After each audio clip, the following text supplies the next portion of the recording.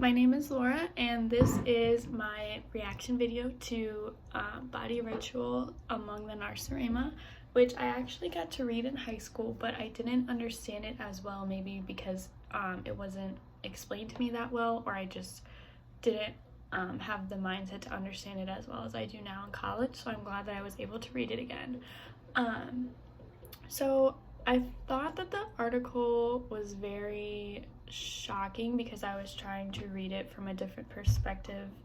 not knowing that it was about Americans and all the crazy things that we do to keep ourselves looking the way that we do, and with the money that we spend to look the way that we do. So that kind of got to me, but I took down some notes, and some things that I took a note of was how the article exemplifies how extreme human behavior can be. Like the things that we do to look the way that we do, and the money that we do, and the places that we go. Also, people spend too much time in economic pursuits, and the fundamental belief that I think Miner was trying to get across this article is that the human body is ugly and weak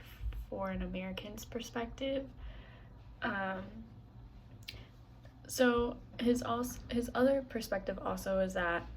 he reveals that the culture without context will always seem bizarre from an outsider's perspective, and that the customs or the rituals that might seem extreme into whoever's reading realizes that Miner's just describing American culture but with exaggerated vocab. So for example, the visiting of Holy Mouth Man, which is the dentist, it might seem shocking to outsiders, but it's actually seen as desirable and responsible to health in Western society. So in our society, it's like viewed upon that we go to the dentist and that we get all those tools in our mouth, and we get braces and wires to have nice teeth and make sure that we're healthy. And to someone who's never been to the dentist or goes to the dentist but like has a different like setup, it might seem odd to them. Also, men scraping their face daily, which is actually shaving. So someone who has never shaved before, or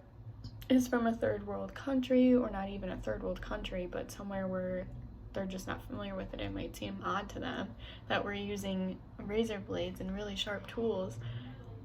to scrape our face. Like that might just seem weird to people. And then women baking their heads, the article said, which is really women getting their hair done under a big blow dryer, which isn't that odd, but like I said, if you're from somewhere where they don't have that, it might seem weird.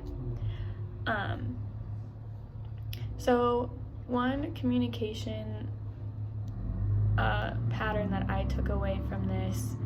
that I researched, is being independent. And I think it's definitely changed over time, and I feel like it's changing for the worst, I guess. It's highly valued in the US that kids after high school need to be self-sufficient and be able to provide for themselves, and to go to college and be on their own and get a job and have the stereotypical American white picket fence life,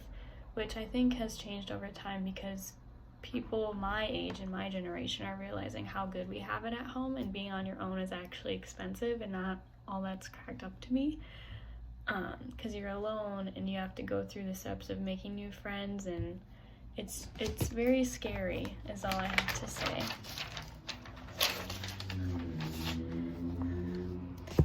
The articles that I looked up, the two sources that I used were Interexchange and USA Hello, and both of those have shared that Americans expect anyone who's able to work can support themselves, which I don't believe is true, because there's so many people that are getting government help, and they just need extra money no matter how many hours or how much money they make. And it also said that we tend to leave home earlier than in other cultures,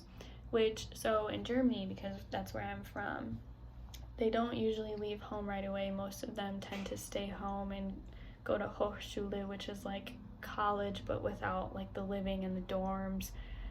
They literally just go to school and get a higher education and just stay at home as long as they can, which is pretty smart, because my sisters have always told me to stay as home as long as I can to avoid drowning in bills in real life. And I also think since the pandemic has started, it's harder to get out and be on your own or to even have the motivation to do it because of being trapped inside for 6 months and having to do everything virtually on Zoom. I think it's harder to do those things.